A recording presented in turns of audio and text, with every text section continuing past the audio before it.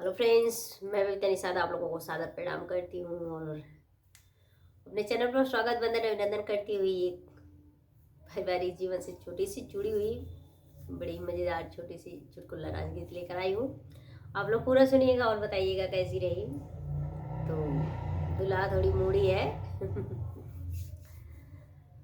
सैया हमारे चाटक नहवा चटनी खातिर ना, चटनी खातिर ना हो, चटनी खातिर ना।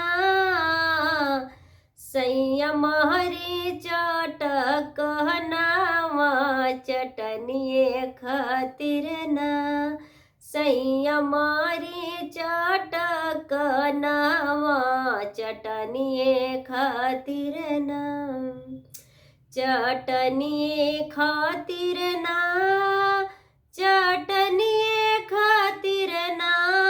सैया मारी चाटक नावा चटनी खातिर ना।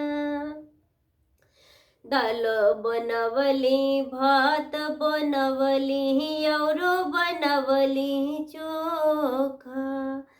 सैयनी दैया हमसे कैल न धोखा।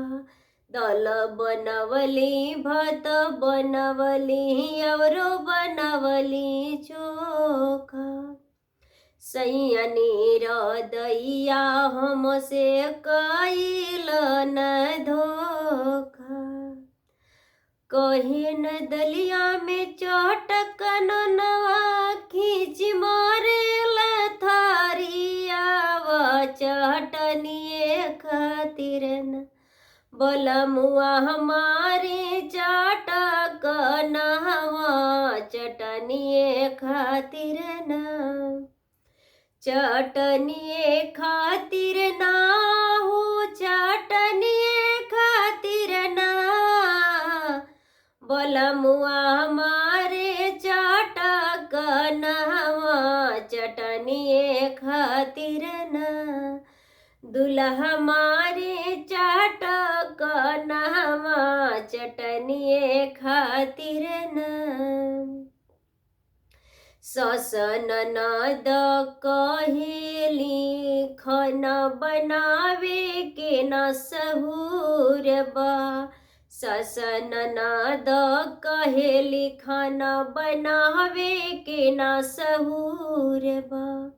नैहर में घूम खाई रहल मसहूर बा।